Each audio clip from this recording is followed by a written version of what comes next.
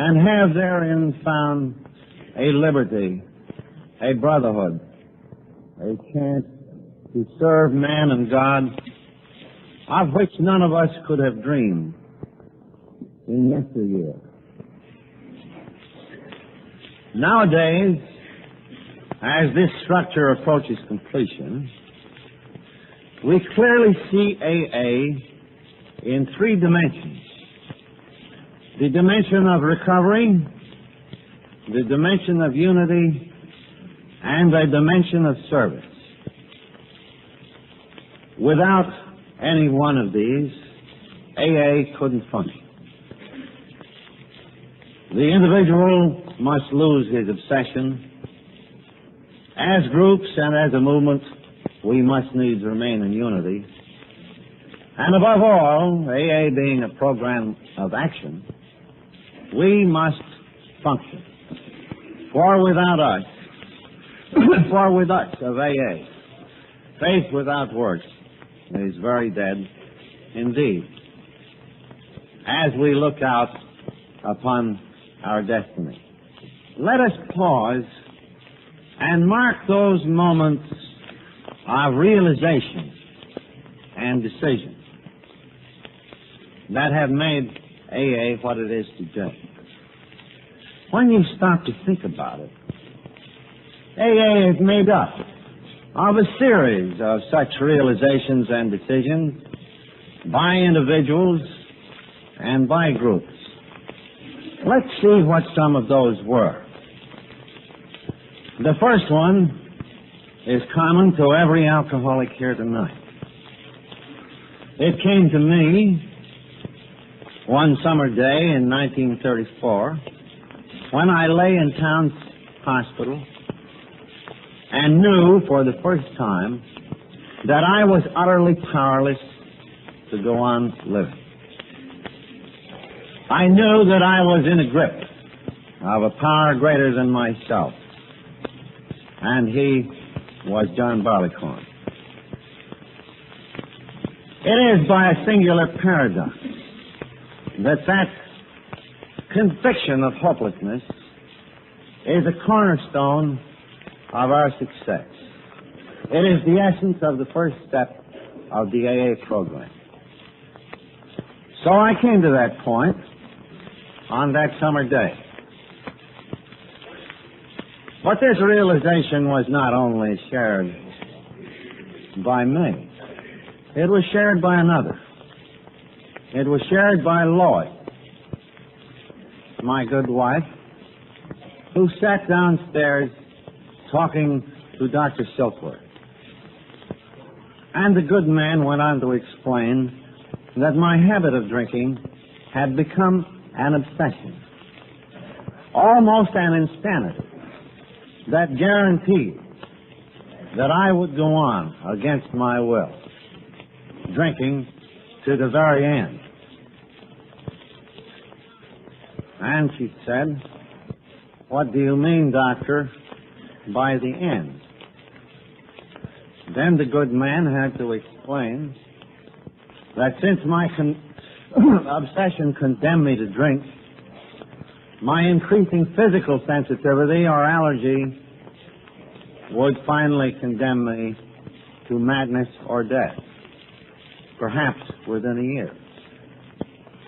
So, as we alcoholics present tonight have shared the conviction of hopelessness, so have our good wives and mothers and fathers and friends.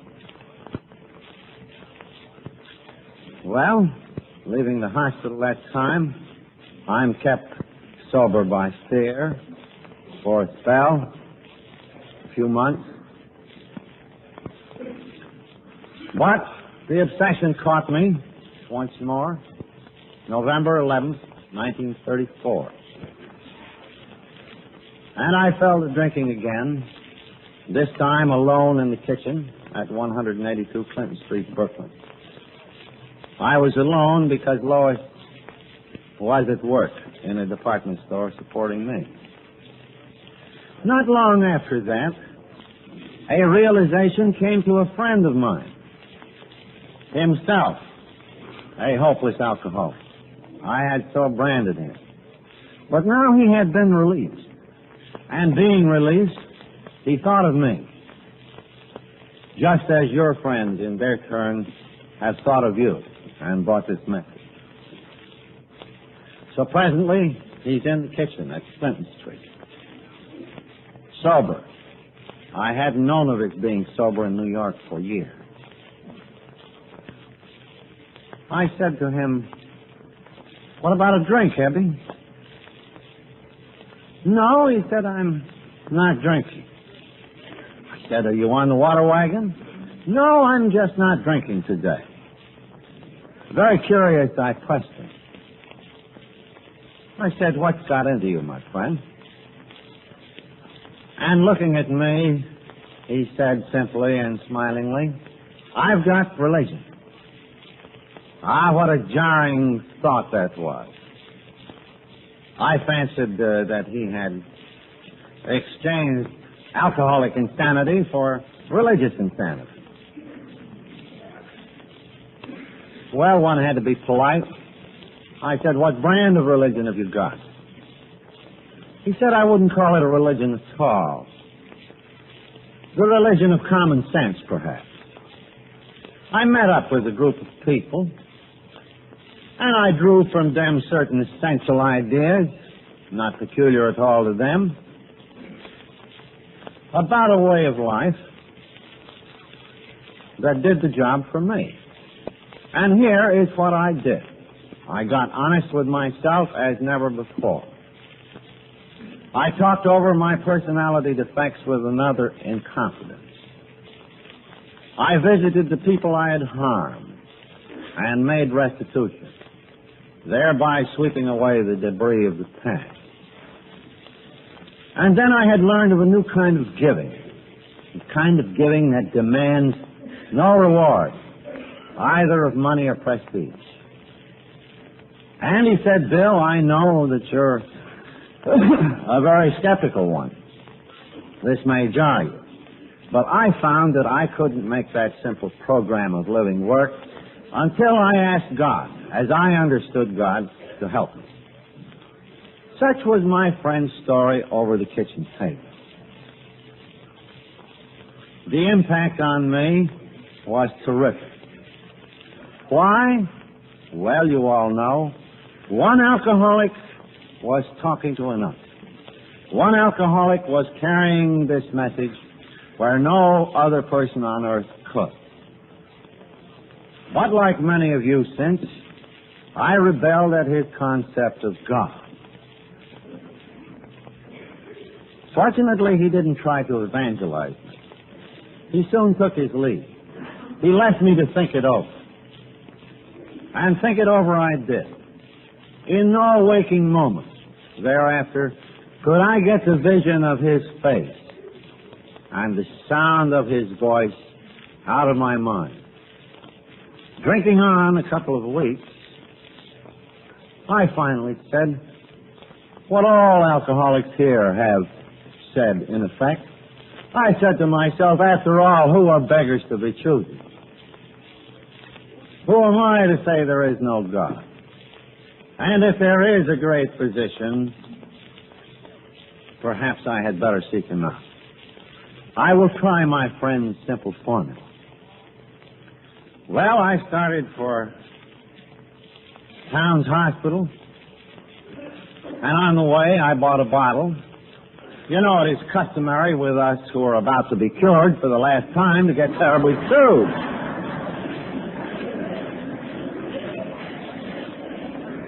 Arrived there, I waved the bottle over my head and shouted drunkenly at good old Dr. Silkworth, "This time, Doc, I've got something." So 3 or 4 days later, I'm not in bad shape, free now from alcohol and sedatives. I'm just depressed, terribly depressed. For, you see, I still rebelled a little. Then one morning, something happened. It's happened to all the alcoholics and their families. My friend stood in the door. As you have thought, So did I. I said to myself, here is a man who practices what he preaches.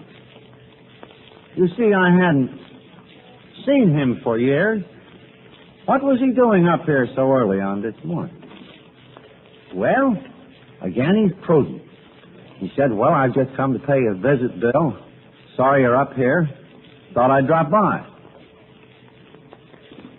And he put me on such a spot that I finally had to ask him, what, my friend, is that neat little formula by which you got released, as you say, from your alcohol? Oh, yes, he said, why, it's very simple. You just get honest with yourself, talk it out with another, make amends to people you've harmed, try to help somebody without any demand for reward, and pray to whatever God there is. For me, it was as simple as that. And when I had done these things wholeheartedly, I was relieved of my obsession. It seemed to me that it was taken away from me. I don't feel like I'm on the waterway. Soon after repeating this simple tale, he left. Then came to me the great realization of my life, the central one of it all, and the very same one which has come to each AA member here.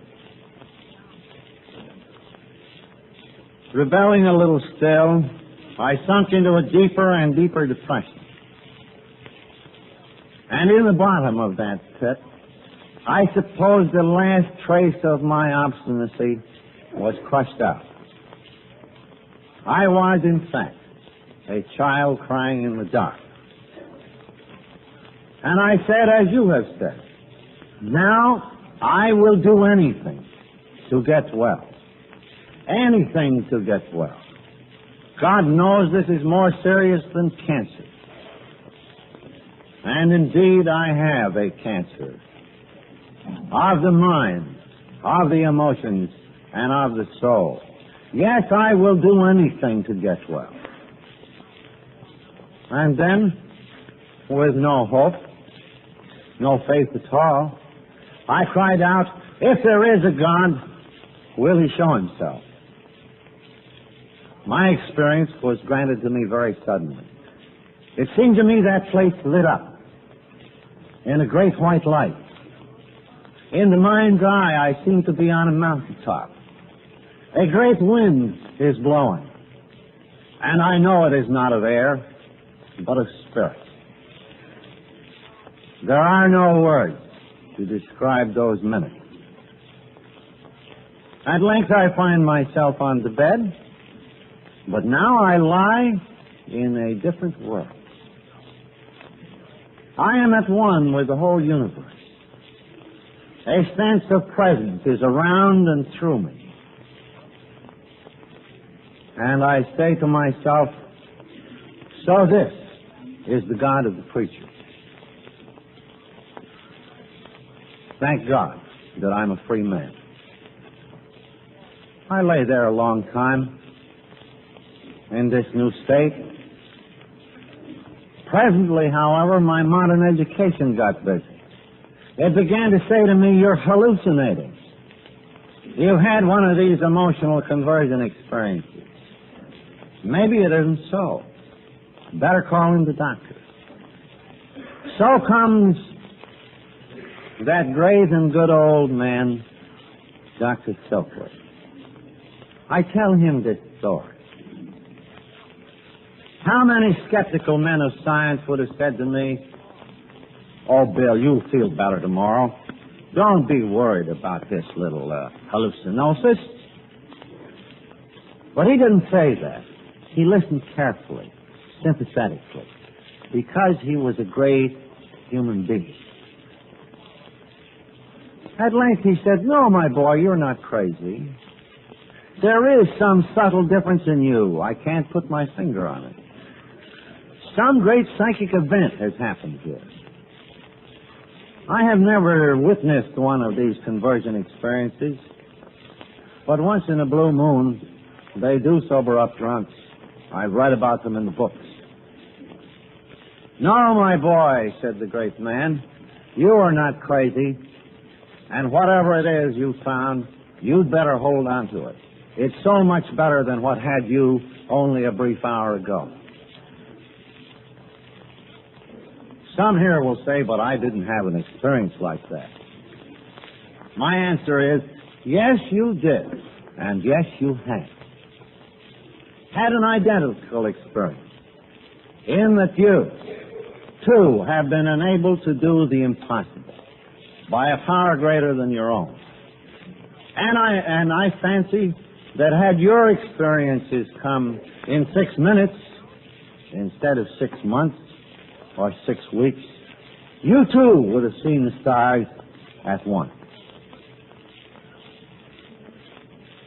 So, appears another cornerstone principle in AA. Well, I was terribly impressed by the impact of this experience. Wondered why such simple principles in the hands of my friend could have produced such a powerful effect. It must have been that he somehow struck me at a deep level to unhook this obsession. That was it, one alcoholic talking to another. Then I did just what you would have done. I began frantically working with other alcoholics.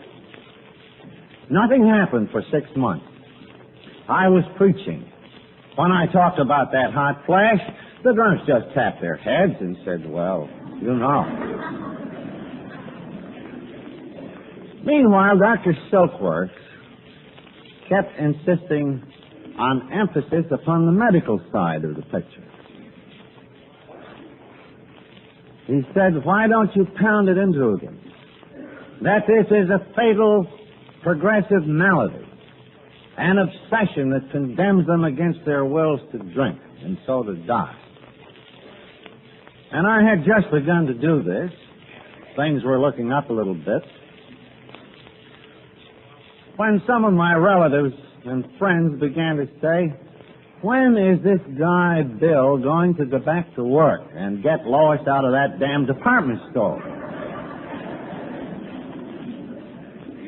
Goaded by these remarks, I began to go over to Wall Street, where I had no friends. I began to sit in brokerage shops, hoping, like Micawber, that something would turn up. And sure enough, it did. A chance acquaintance with a stranger, a business deal. I'm taken to Akron, Ohio. Looks very promising. I may even become president of a small company. Then the deal falls through with a crash. I'm alone in the hotel. My fair weather friends had gone home. Then, for the first time in months, I thought about drinking. I got frightened. I said to myself, look out. This is it. I'm walking between the church directory and the bar room at the other end of the lobby. Then another essential idea put in its appearance. I realized how much working with these other alcoholics had meant to me, though it had meant nothing to them yet. How, when I worked with others, those waves of self-pity, anxiety, and the like would magically disappear. And I thought to myself, now I need an alcoholic just as bad as he could possibly need me. I'm in danger of getting drunk. I must find another alcoholic in this town, and right now. I called a preacher. He was a little puzzled that I was a drunk from New York who wished to find some drunks to work on. Drunks one at a time seemed enough to him. But he finally caught on, and through a series of providential circumstance, I'm face to face with Dr. Bob in the home of a non-alcoholic. One who understood and one who cared enough. Dr. Bob and Ann had entered that room at about 5 o'clock in the afternoon. It was in June 1935. Bob couldn't stay but a minute. But we talked for 5 hours. And this time, there was real mutuality. I told him at once, please stay. I need you as much as you could possibly need me. And so I told my simple tale of drinking, of recovery, and pounded home the medical nature of the malady.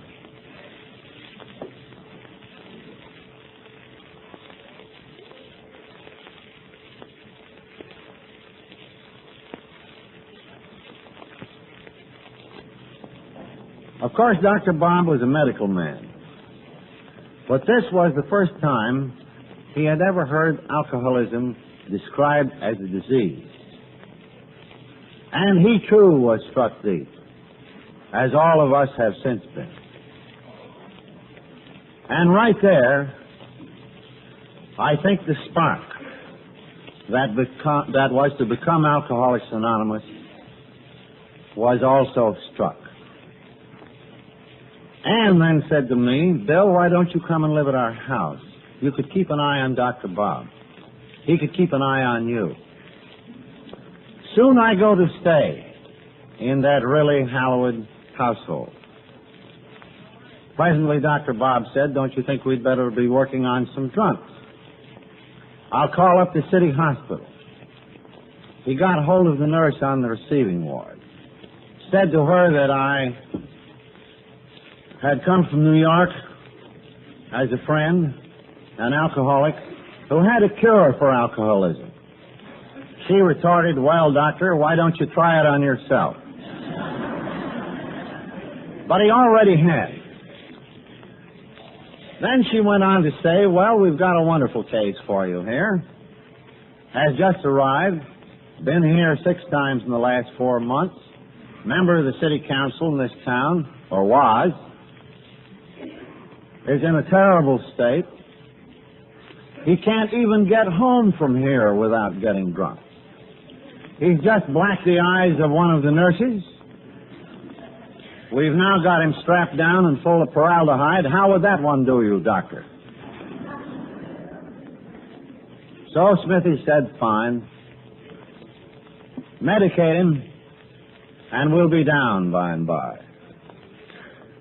A little later, Dr. Bob and I saw a sight that tens of thousands of us have since seen, and God willing, hundreds of thousands of us shall still see.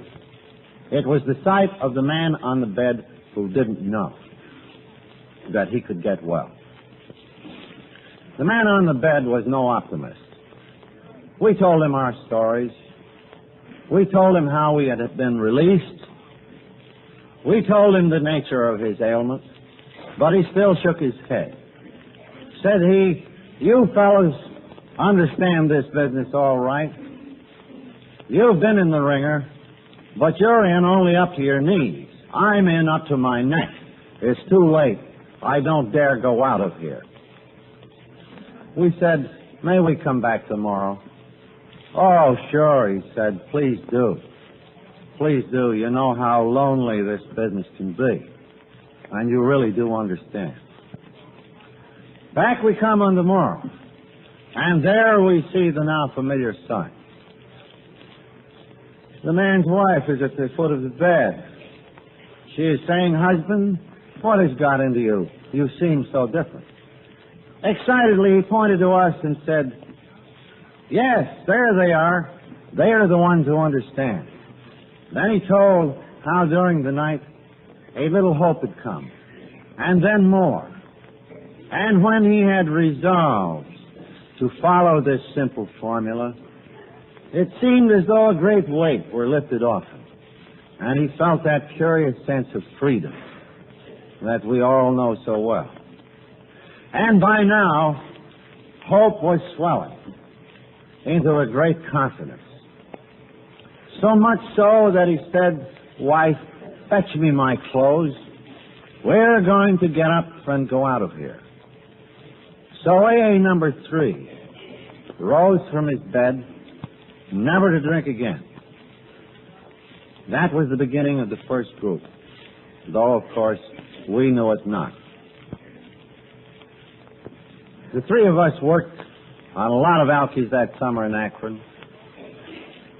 One or two clung, but the failure was immense. I returned to New York, more humble now, more chastened, more expert. A group started here. Little by little, we grew, though failure was our daily companion. Then 3 years later, there came another tremendous realization. Dr. Bob and I sat talking together in his living room. It is the fall of 1937. We have got together for the first time to count up the results. Not how many failures, they were legion, but how many successes, how much dry time had elapsed on how many individuals. We added it up, and then it burst on us that something new had come into the world. A new light could be seen clearly shining upon us children of the dark. That realization brought with it a terrific responsibility. It had taken up almost 3 years to sober less than 200 people. How could what we few knew be carried to the million who didn't know? Even there in Akron, people were dying within gunshot of it.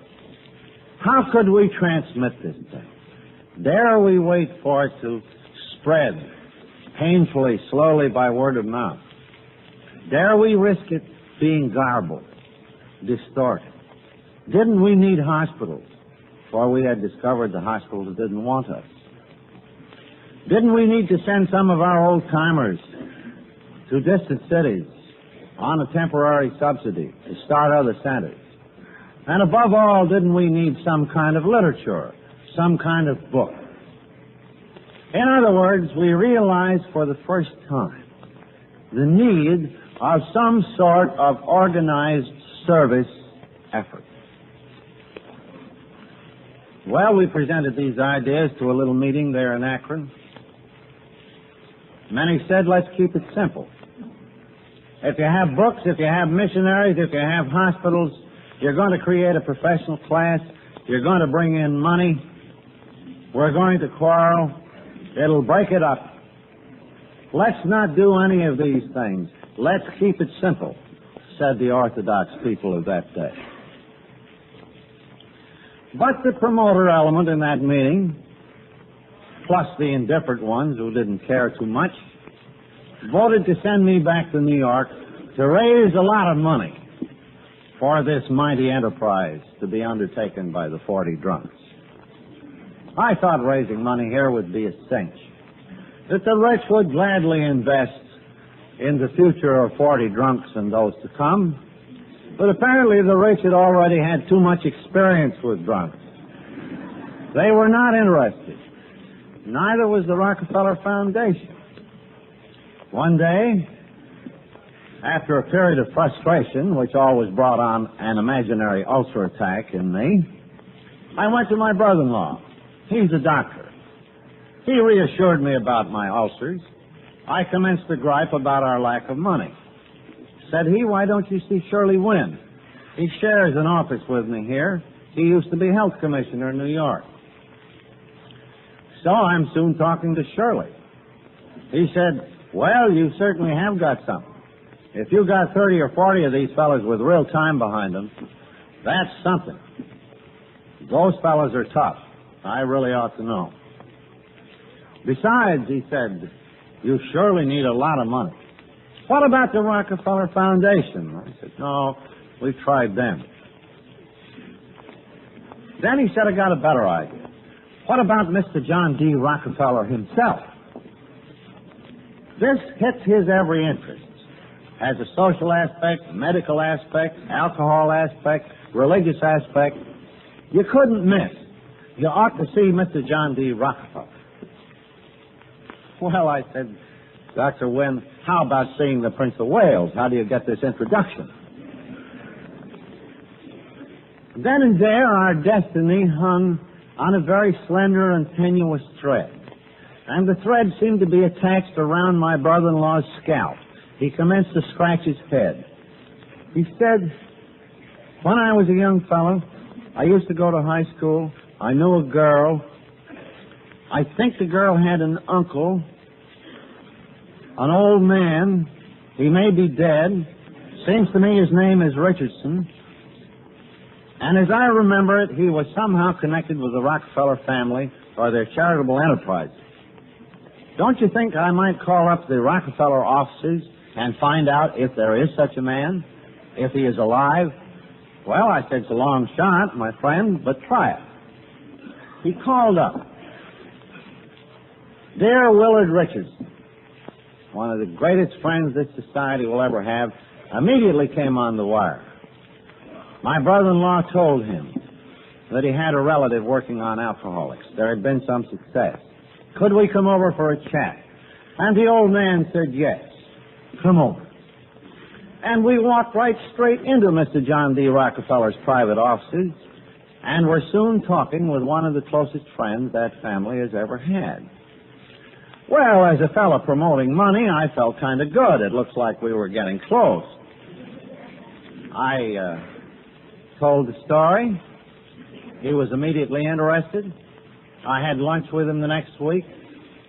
And this eventuated in the late winter of 1937 in a meeting with some of the Akron alcoholics, some of the New York crowd, Dr. Bob, and me. And where do you think we met? In Mr. Rockefeller's private boardroom.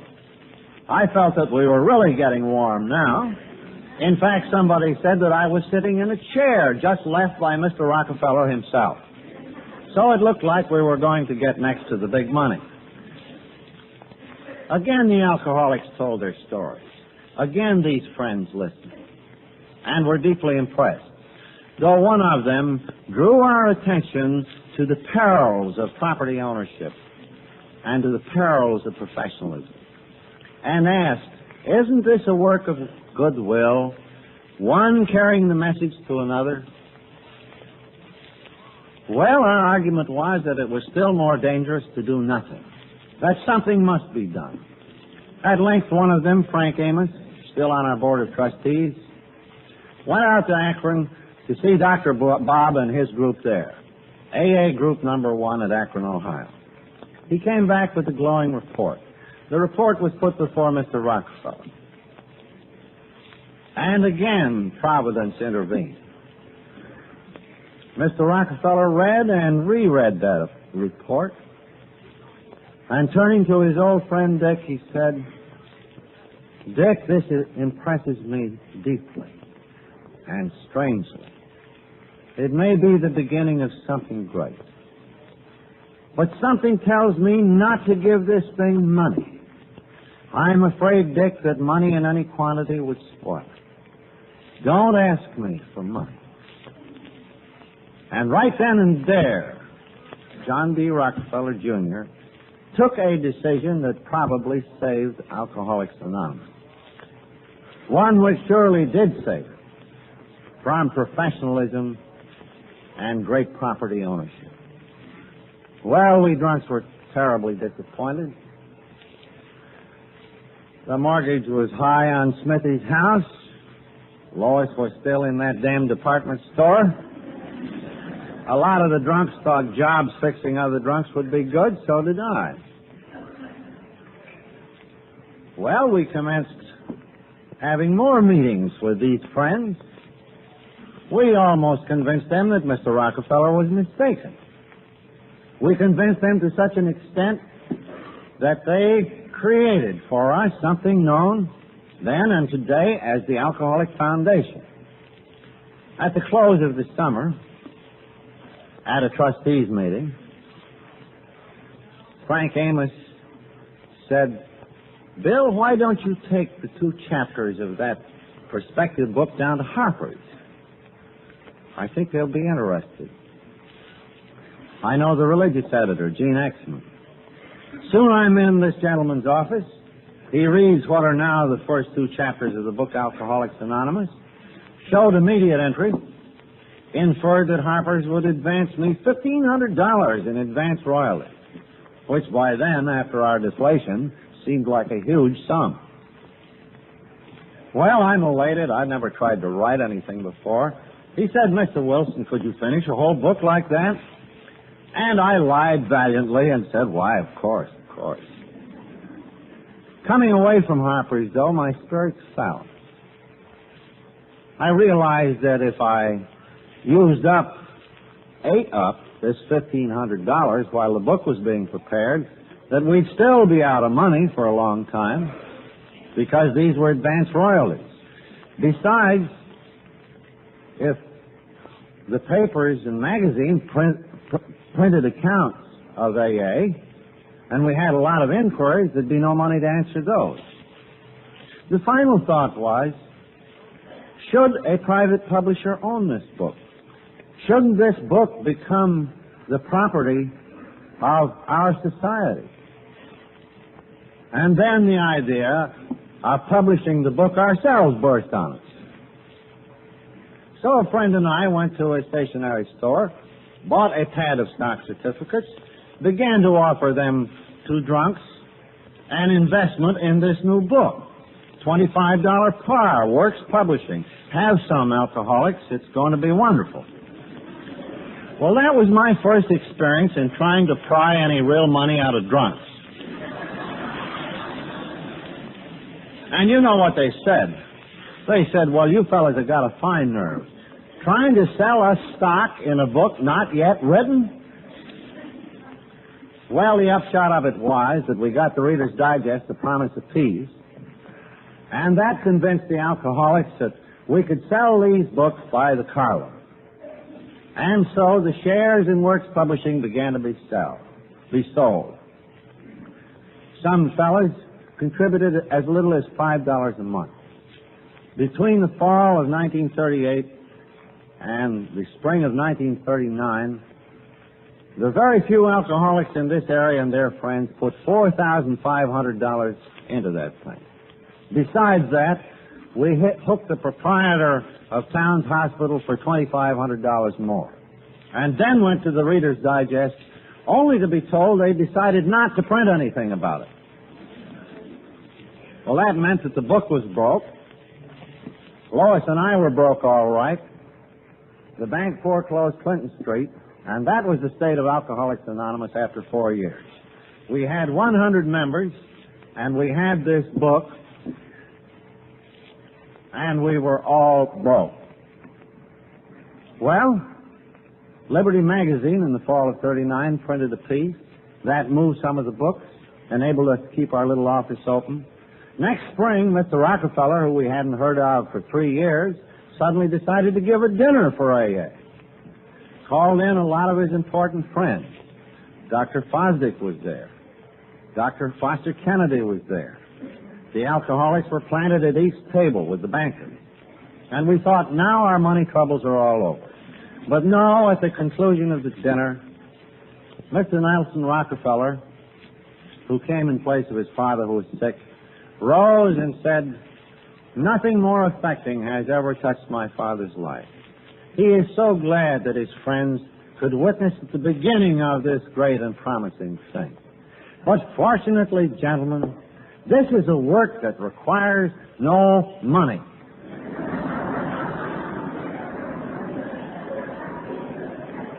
Whereupon about $2 billion worth of bankers got up and walked right out.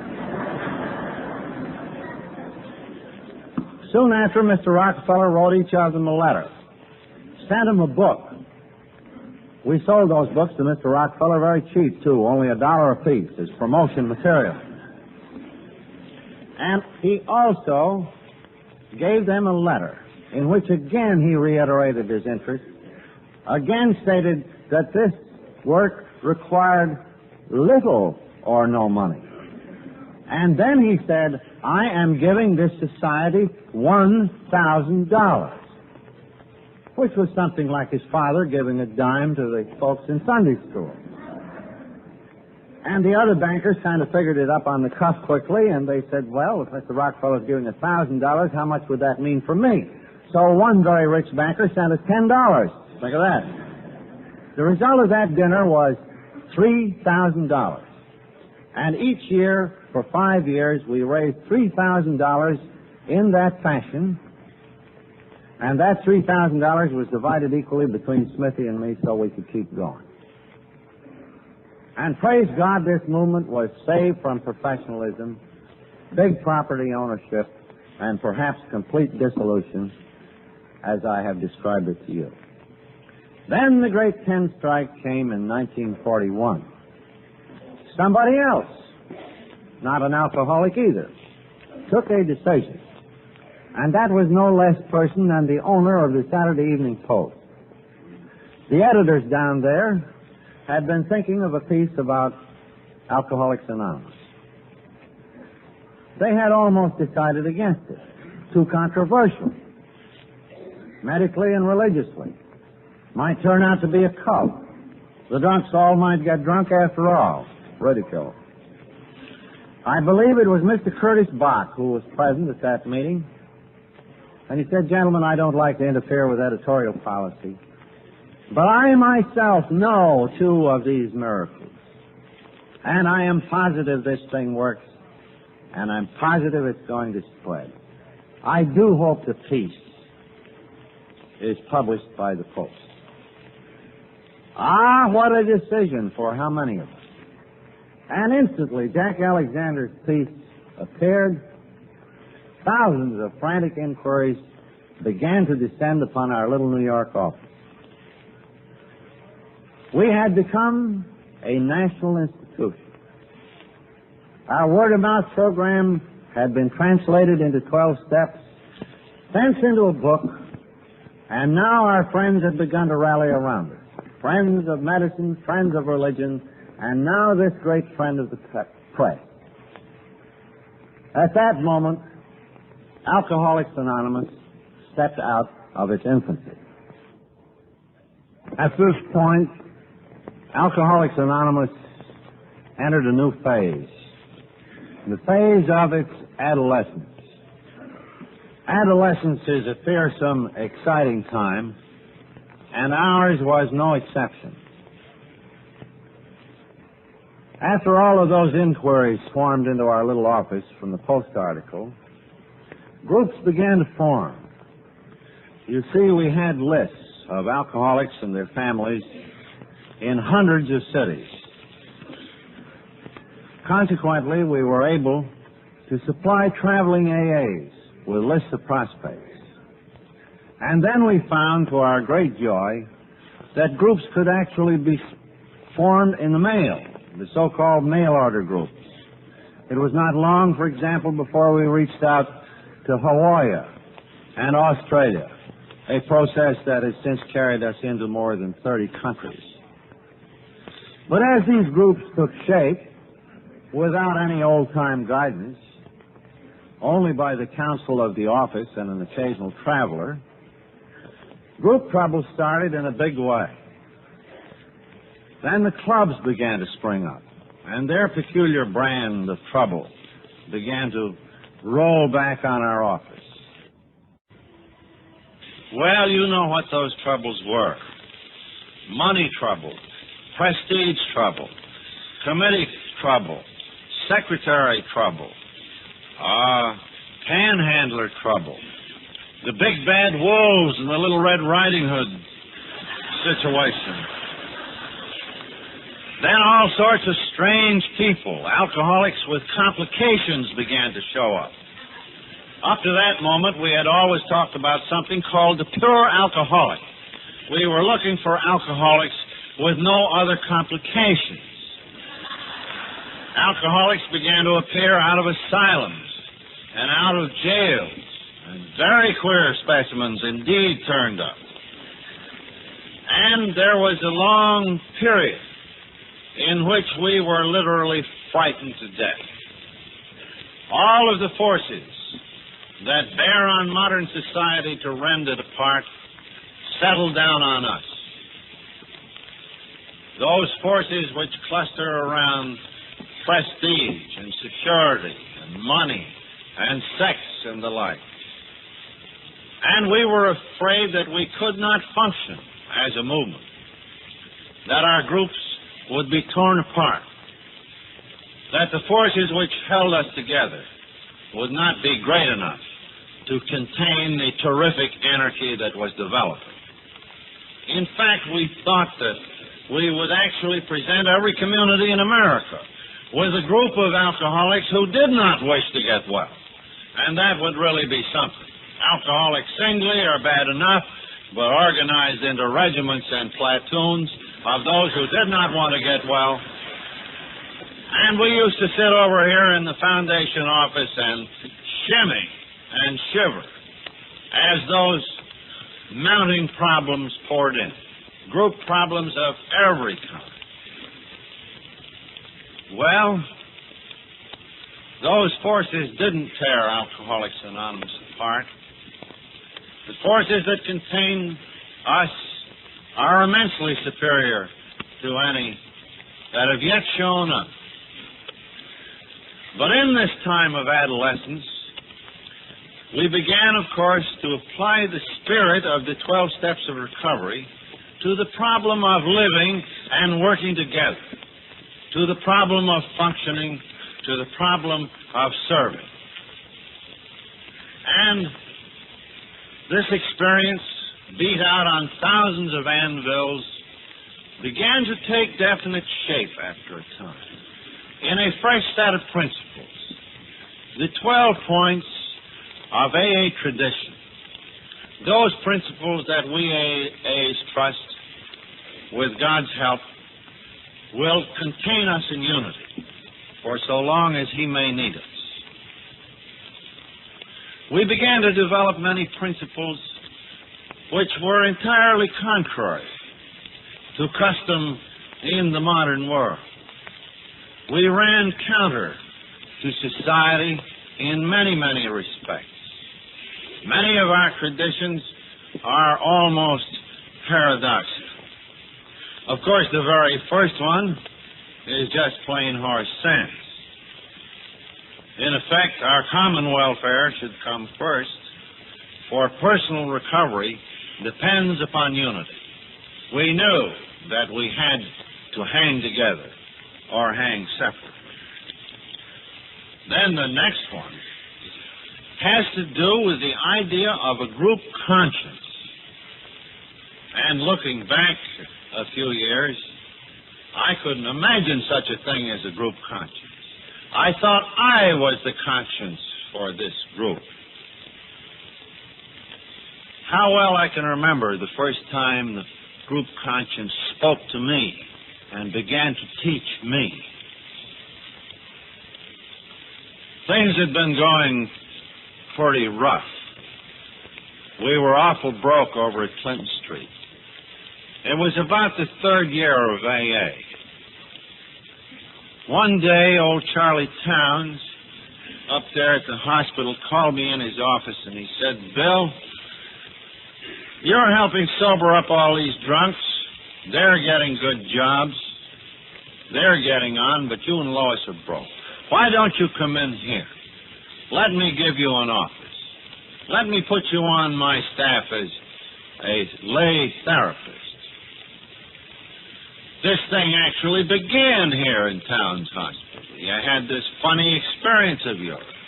I think this society will someday fill Madison Square Garden. And, Bill, I'll go further. I'll give you a third interest in the place. Oh, that sounded awful good to Lois and me. Better to me than it did to her. I told her that night when, after a hard day's work, she was cooking supper for the drunks at Clinton Street. The house was full of them, you remember. It sounded awful good. And I stilled the last of my fears by saying to myself, well, even the Bible says that the laborer is worthy of his hire. Then comes a little meeting down in that front parlor over at Clinton Street. I tell the meeting of this new opportunity. Finally, someone begins to speak. I now realize that he spoke for the group conscience. And he said, "But Bill, that will be the beginning of a professional class.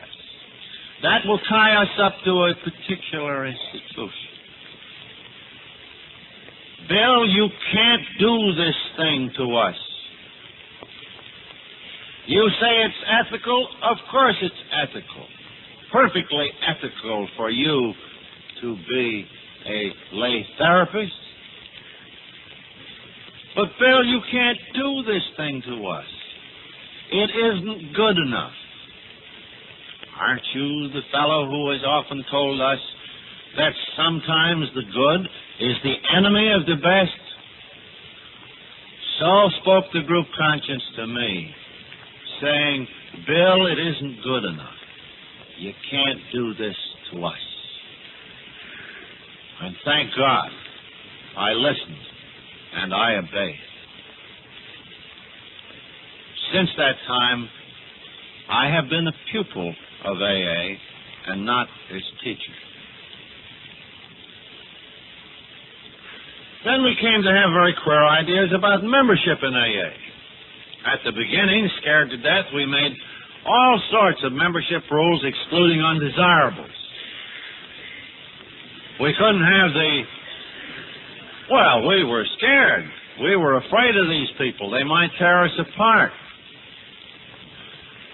We had so many membership rules at one time that when all listed on one piece of paper would have kept us all out if they'd been in effect at once. I remember one case in particular. At Clinton Street, a fellow sober 6 months, allowed to speak in a meeting for the first time, got up and said, "This is all wonderful, all except this God business. And as for this God business, to hell with it. We don't need it." And we deacons took him in a corner and said, "Look, Jimmy, you can't talk that way around here." He said, "Is that so? Is that so? I don't have to belong to God, believe in God to belong to this. Right in the front of that book you're putting together, it says the only requirement is an honest desire to stop drinking. I have got that honest desire. I have stopped. I got the family together. I got a job. I'm working with drunks. So am I a member or am I not?" Well, he had the deacons where their hair was short. So we grudgingly admitted that he was a member.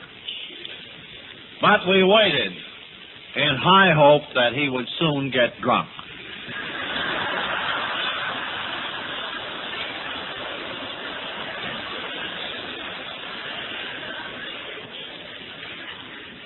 By and by, he accommodated us. Not a soul went to see him. And in his agony in that hotel room, he hit bottom and hit it right, and hasn't had a drink to this day, and became founder of our Philadelphia group. And now we look back and say, suppose we had closed the door of the court of last resort to Jimmy. Where would he be and all those he helped, and all those they have helped since? So today, you're a member of AA if you say so. Putting the ordinary social custom exactly in reverse. Nobody can keep you out. You declare yourself in. Then you remember, I told you about the episode with Mr. Rockefeller. Well, we've come to adopt his view. That this society should have no professional class. That we ought to pay our own bills. And God knows we can. The members of this society are earning $600 million a year. We have something to give to the community. Of course we'll pay our own bills. We had a bad time with that professional business, though. the time they hired old Tom Mulhall down to the clubhouse for janitor. We were just going to give him a free room, you know. And Tom said, ain't you going to pay me nothing?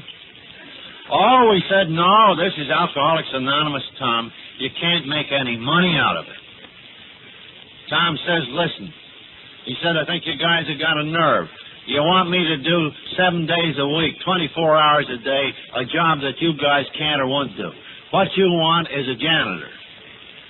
And you ain't willing to pay for it, and if you don't pay me, I don't work, see? And what has that got to do with the 12th step, said Tom.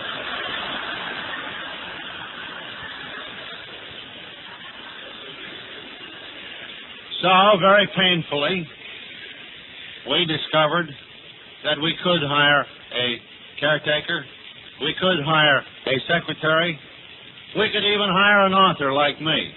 Incidentally, folks, I got a raise recently. Every time you buy one of them books, I got you for 52 cents. How do you like it?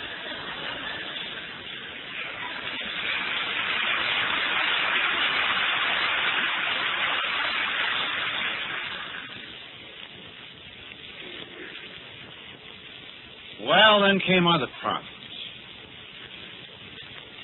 When that foundation was set up, it took in a terrific territory. We could research, we could educate, we could do anything but lobby for prohibition.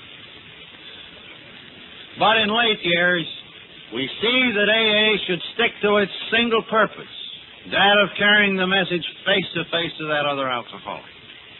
The purpose for which we are so well suited. The thing nobody else can do. That thing we should do and do supremely well, instead of many things better, so that we have decided that AA shall have only one sole aim. We cannot make alliances. We cannot give endorsements. We cannot loan out the AA name, even to the best of enterprises, so that they may have publicity and raise money on our credit. That would be to divert us from our aim, to confuse us, and finally to make it possible to attach the name Alcoholics Anonymous to all sorts of controversial situations. I know a fellow came in the office one time, said he got a job working for one of the liquor associations. I can be an educator. I said, what kind of education? Well, he said they want to teach people that too much grog is bad for everybody and that these drunks shouldn't drink at all. I said, fine, why don't you hire out? Much surprised, he said, I thought you were against education. I said, on the contrary, I'm very much for it. But what I want to know is this. Do they just want to hire you? He said, what do you mean? Well, I said, do they want something else? Or do they just want you because you're a good publicist, because you had the drinking experience? Well, come to find out, they wanted to be able to state in all their publicity that Mr. Joe Bloke of Alcoholics Anonymous heads up our program of education. Which would mean that in a subtle way, the AA name would be transferred over into a controversial area. I said to my friend, are you going to take the job? You know, in AA, we have no rules, laws, regulations. We only have a tradition. He said, of course I'm not going to take the job. If I took a job like that, pretty soon some screwball would hire out to the Anti-Saloon League for their brand of education, and then the fat would be in the fire and Alcoholics Anonymous would be right in the middle of that controversy. Of course I'm not going to. And that's why, as much as we would like, we cannot loan out the AA name, give endorsements, or finance other causes. Like shoemakers, we had better stick to our last. So that much is decided. We are also certain that as much as we quarrel about things that don't matter too much, we may never quarrel about religion, politics, or reform. Because those are the issues that are dividing the modern world.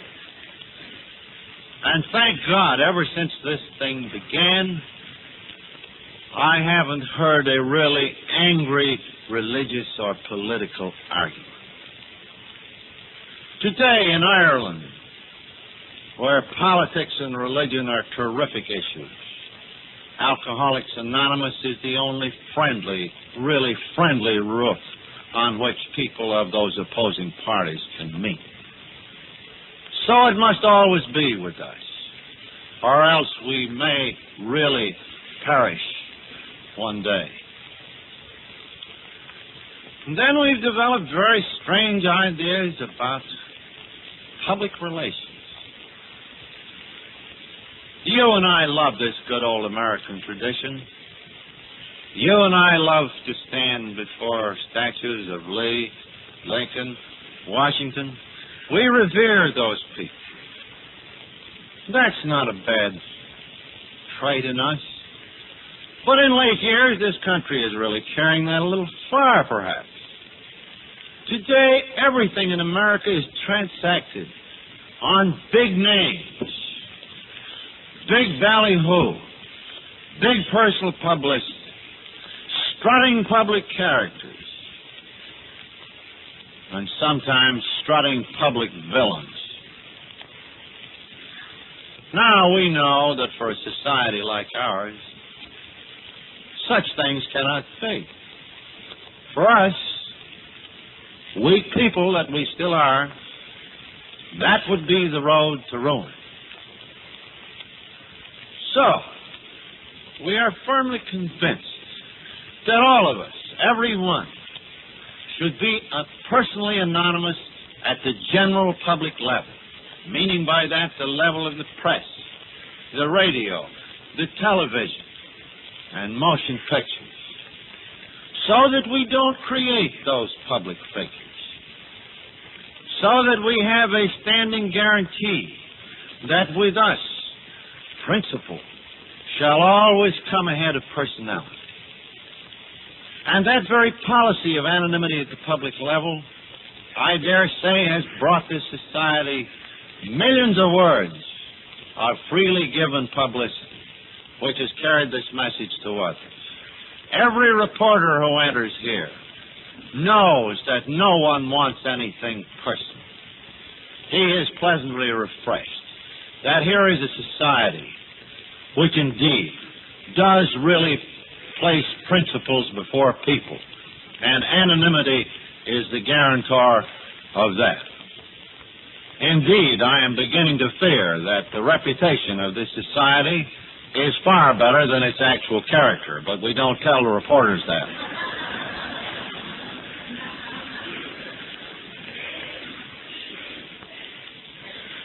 Yes, and we see in this anonymity a key to our whole tradition, a token of our great humility. It is the cornerstone of them all.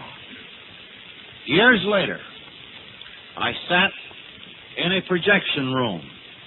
The March of Time was making a picture about Alcoholics Anonymous, a 15-minute job. The vice president of the company said to me, "Do you realize that this will be shown to 12 million people?" And 3 times during that film, the book Alcoholics Anonymous was held up to view. And it said, Alcoholics Anonymous, period. I thought to myself, if I had my name on that book, would the March of Time be displaying this society to 12 million people? Of course not. How fortunate.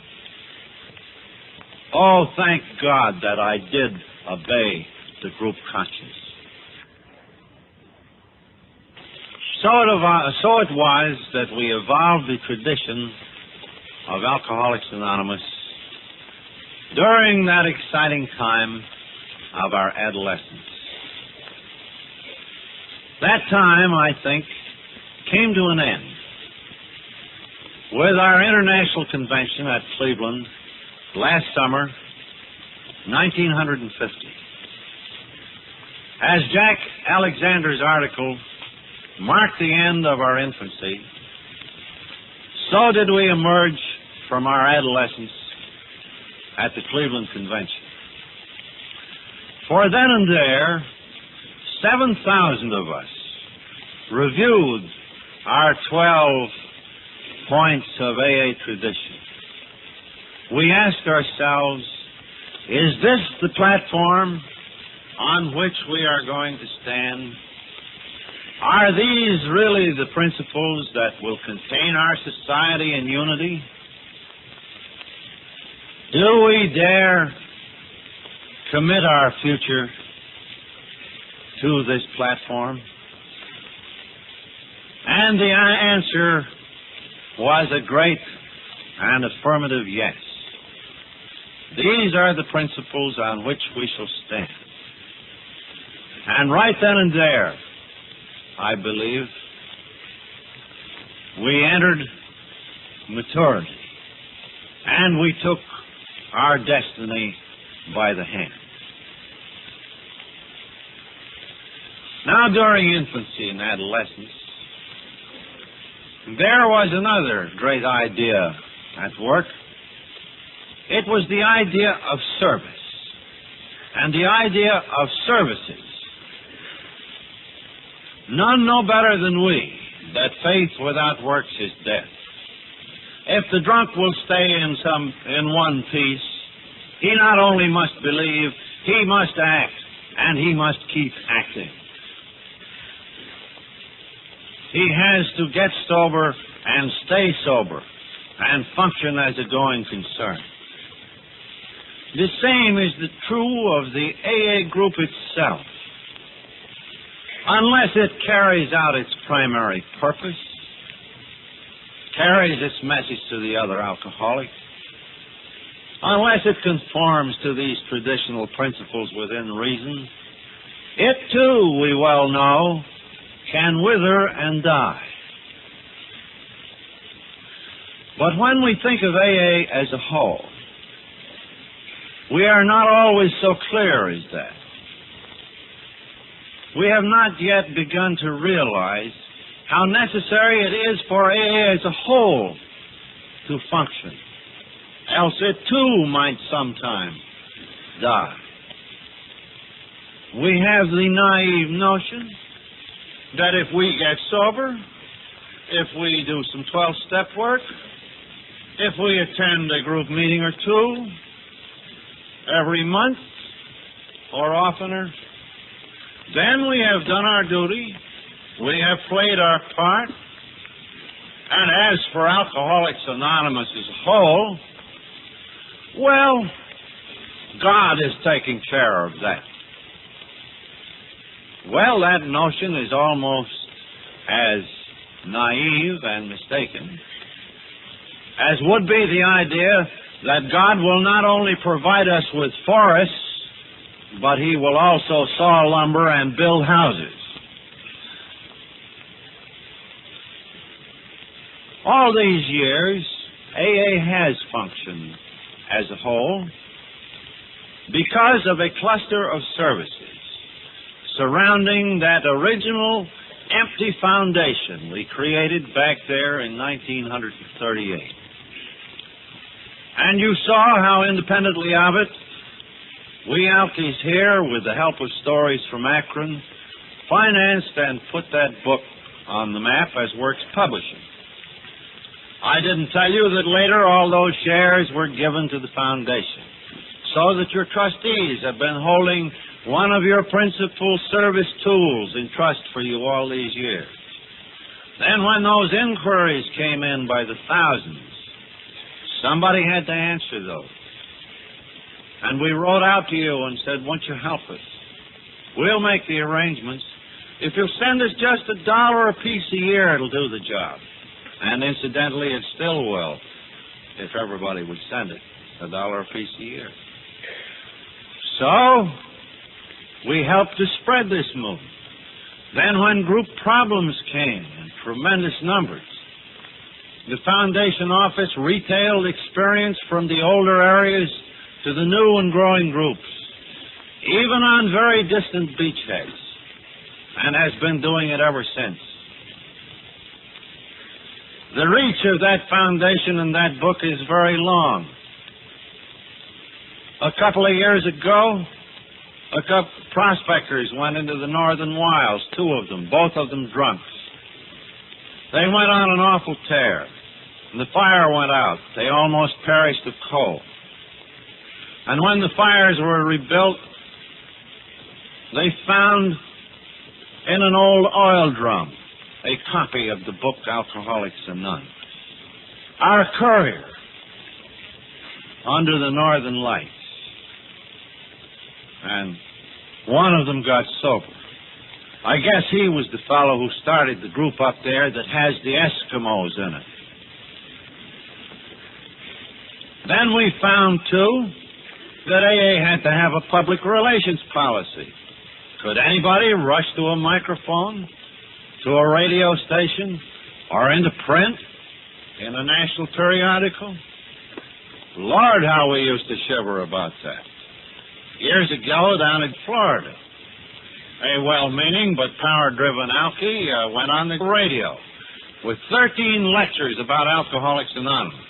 Alcoholics Anonymous plus his ideas plus some high-power evangelism. He actually brought in a few alkies. It was a good job. Soon he was writing up to us and saying, well, I just got a contract with the Gulf Life Insurance Company. I'm going to give my 13 lectures to all America over a national hookup. And he wasn't going to keep his anonymity either. He sent up to 13 lectures, and from the AA point of view, they really weren't too good. They wouldn't have properly represented us. Had they been put on, the drunks would have been very angry indeed. So the office writes down in its diplomatic way and said, well, shouldn't you consult about this?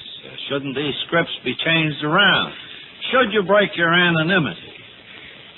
And the drunk wrote back and said, the hell with the board of trustees.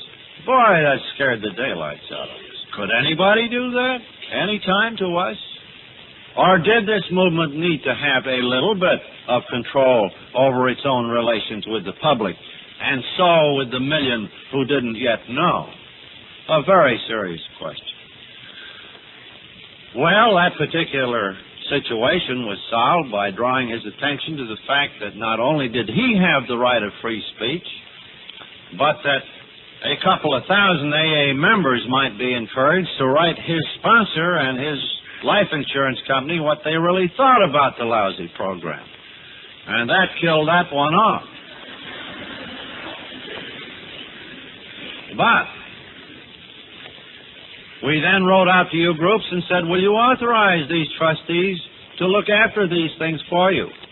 And they have been doing these things unseen and quietly all these years. You just read a swell piece in Fortune magazine about AA. I'm sure you liked it, but very few here would know that your office spent many, many hours with the author of that piece. Spent some of your money in long-distance telephones to Florida. Had several consultations with the members of Fortune's staff. All to be sure that that piece took in the territory that it should. All to be sure that it represented AA rightly. And the difference between right representation and poor or wrong representation is spelled out in live. So that today, here in our Board of Trustees, we have the custody of your money, your public relations, your principal literature, your propagation, your mediation of group problems, your correspondence with lone members, your translations making AA available in foreign lands. AA functioning as a whole.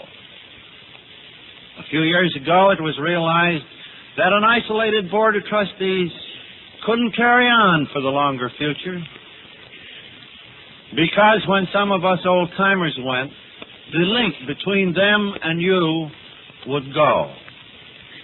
And then, one single blunder, one public relations error, one movement problem too hot to handle, and we get a collapse right here in the middle of our service structure. So therefore, we saw that we had to build many links out to the movement, links which would not be perishable, like Dr. Bob and me. We saw that your representatives would have to come down here and help look after your service affairs. Otherwise, the million who didn't know could really suffer. Last summer, Lois and I were in England. There, AA is no better known than it was here 12 or 14 years ago. They have only a couple of medical friends. The press still won't print anything much about them. Only the Financial Chronicle will accept a paid ad that Alcoholics Anonymous is in business in London. Why the Financial Chronicle, I wouldn't know. The Church of England, so helpful to us here, is still indifferent over there. Now, supposing we had a breakdown some fine day right in the middle of this thing. We had a movement problem and no way to solve it. No way to hear the collective conscience of Alcoholics Anonymous. What do you suppose it would do to AA in England? Well, I know it would slow it up.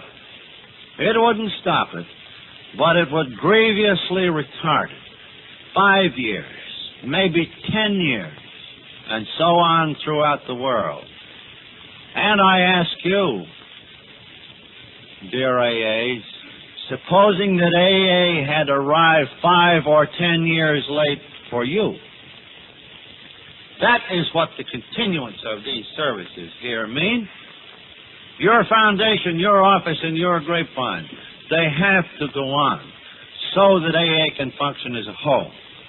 And this General Service Conference you've been hearing about is just a state and provincial representation gathering yearly with our trustees so that those services will go on. In other words, we're now saying, you've grown up. Come and look after your own business. Come and maintain your lifelines to the million who don't know. And that is what led to this whole idea of a legacy of service. Because we realized that we must function, or wither, and maybe die. So before Dr. Bob passed away, a pamphlet was prepared called The Third Legacy, in which we offered to you this whole ideal of service, and these services clustering around the foundation in particular. In conclusion, then, I will read you an excerpt or two from that document and conclude with a reading of the actual legacy itself. Suppose, then, all these years we had been without those services. Where would we be today minus the AA book and our standard literature, which now pours out of AA headquarters at the rate of 8 tons a month? Supposing our public relations had been left to thoughtless chance. Suppose no one had been assigned to encourage good publicity and discourage the bad. Suppose no accurate information about AA had been available. Imagine our vital and delicate relations with medicine and religion left to potluck. As a matter of fact, almost every religious denomination has endorsed AA. Great medical associations such as New York State Medical, American Psychiatric, have heard papers read by us laymen. It can't be supposed that was an accident. Somebody has been looking after these things. Then, too, where would thousands of AAs be today if the office hadn't answered their frantic letters and referred them toward help? In what shape would hundreds of distant groups now be if that office hadn't started them by mail or directed travelers to them? How could we have managed without a world group directory? What about those foreign groups in 28 countries, clamoring for translations, proved experience and encouragement. Would we be publishing the book at Oslo, Norway, and London, England? What of those lone members on high seas or in far corners of the earth? Those prisoners, those asylum inmates, those veterans in service or in hospital? Where might we one day be if we never had the grapevine, our mirror of AA life and principal forum of written expression? How grateful we are for those secretaries, editors, and friendly trustees who have stood sentinel all these years over our principal affairs. Without these things, where would we be? You must have guessed it. We'd be nowhere, that's sure. So it is by the steps we have recovered, by the traditions we have unified, and by our headquarters services, we have been able to function as a society. Why not leave well enough alone? Some may still say, of course the foundation should go on. Certainly we'll pay that small expense. But why can't we leave its conduct to Dr. Bob and Bill and their friends, the trustees? We always have. Why do they now bother us with such business? Let's keep AA simple. Good questions, these. But today the answers are quite different than they once were. Let's face these facts. First, Dr. Bob and Bill are perishable. They can't last forever. Second, their friends, the trustees, are almost unknown to the AA movement. Third, in future years, our trustees couldn't possibly function without direct guidance from AA itself. Somebody must advise them. Somebody or something must take the place of Dr. Bob and Bill. Fourth, Alcoholics Anonymous is out of its infancy. Grown up, adult now, it has the full right and plain duty to take direct responsibility for its own headquarters. Fifth, clearly then, unless the foundation is firmly anchored through state and provincial representatives to the movement it serves, a headquarters breakdown will someday be inevitable. When its old-timers vanish, an isolated foundation couldn't survive one grave mistake or serious controversy. Any storm could blow it down. Its revival wouldn't be simple. Possibly it could never be revived. Like a fine car without gasoline, it would be helpless. Hence, our legacy of service, and here it is. We, who are the older members of AA, bequeath to you who are younger these three legacies: the 12 steps of recovery, the 12 traditions, and now the general services of Alcoholics Anonymous. Two of these legacies have long been in your keeping. By the 12 steps, we have recovered. By the traditions, we are achieving a fine unity. Being someday perishable, Dr. Bob and I now wish to deliver to the members of AA their third legacy. Since 1938, we and our friends have been holding it in trust. This legacy is the general headquarters of AA, the foundation, the book, the grapevine, your general office. These are the principal services which have enabled our society to function and to grow. Acting on behalf of all, Dr. Bob and I ask that you, the members of AA, assume guidance of these services and guard them well. The future growth, indeed the survival of Alcoholics Anonymous, may one day depend on how prudently these arms of service are administered in the years to come. So, my dear friends, there is your third legacy of service. And with me, I am sure that you now clearly vision that our Cathedral of the Spirit is approaching completion in its main outlines. On its great floor, we see the 12 steps of recovery inscribed. You and I have seen its side walls go up, now firmly buttressed by our 12 traditions. Now, clearly, we see that the spire is there in place, and we know the name of that spire to be service, a beacon to the million who do not yet know. And may its symbolic finger ever point straight upward toward God.